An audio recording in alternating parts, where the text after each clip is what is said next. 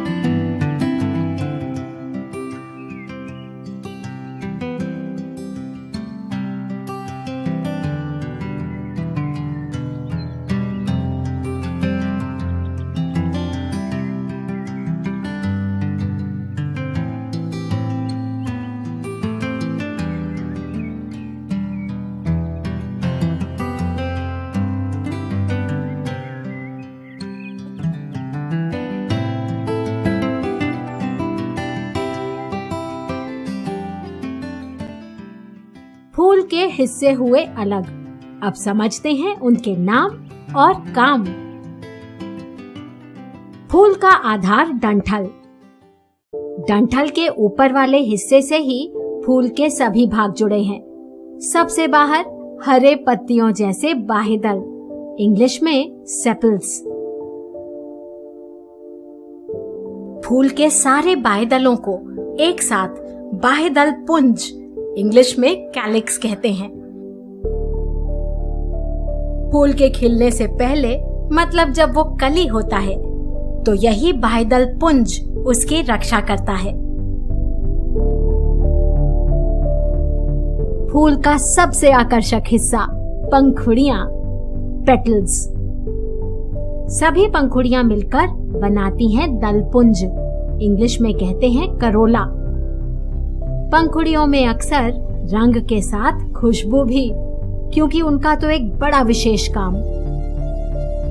अपने रंग और महक से कीट पतंगों, पक्षियों को अपनी तरफ आकर्षित करने का काम। पंखुड़ियों का काम फूल के बीच में स्थित जननांगों की रक्षा करना भी है। कौन से जननांग देखते हैं अब। ये हो गए जननांग अलग। इसमें मादा और नर दोनों हिस्से। इन्हें भी इस तरह काटकर अलग करते हैं।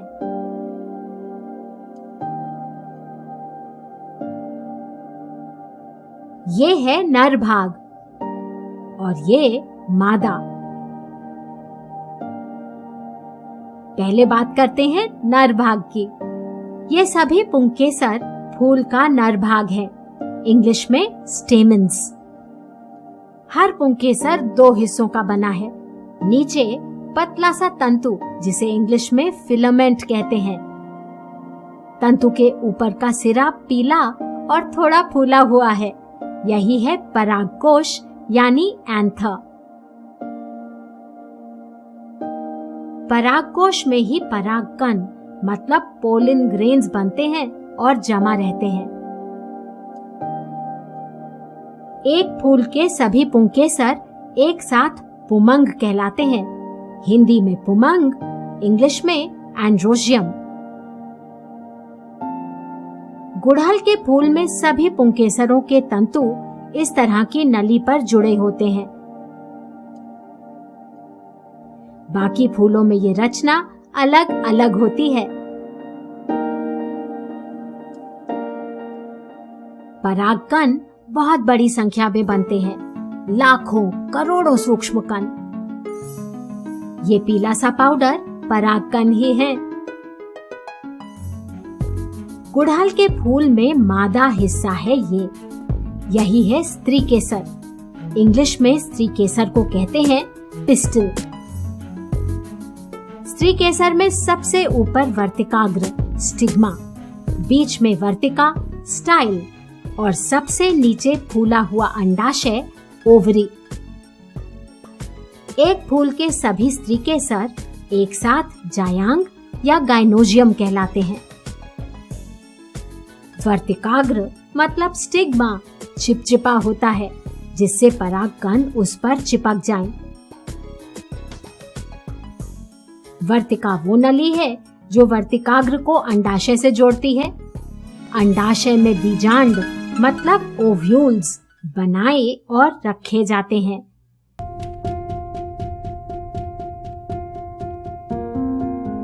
गुड़हल में तो नर और मादा अंग मतलब पुंकेसर और स्त्री केसर एक ही फूल में मिला, लेकिन बहुत से फूल एक लिंगी भी, मतलब कुछ फूलों में केवल पुंकेसर और कुछ में केवल स्त्री केसर। जैसे ये अनार का फूल, ये है मादा, इसमें केवल स्त्री केसर, और ये वाला नर फूल, इसमें केवल पुंकेसर।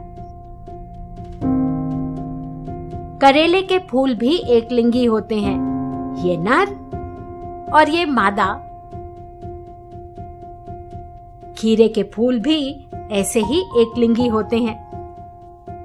नारियल में भी फूल एक लिंगी होते हैं। आप देखकर पहचानो कि कौन सा नर है और कौन सा मादा। तो फूल पेड़ पौधों के लिए इतने जरूरी क्यों, ये समझते हैं अब। प्रजनन के लिए परागकणों का वर्तिकाग्र पर पहुंचना जरूरी। वर्तिकाग्र पर पहुंचकर परागकण वर्तिका से होकर अंदर जाते हैं और फिर अंडाशय में पहुंचकर अंडे को निषेचित मतलब फर्टिलाइज करते हैं। इसी के बाद बीज बनते हैं और पौधे का जीवन चक्र आगे बढ़ता है।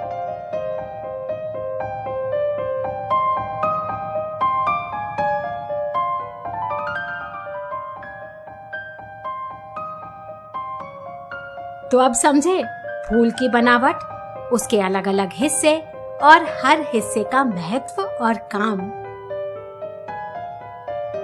अलग अलग प्रजातियों के फूलों में पुंकेसर और स्त्री केसर के आकार और संख्या बड़े विविध हैं, देखने में बहुत अलग अलग, लेकिन उनकी सामान्य संरचना एक जैसी ही होती है।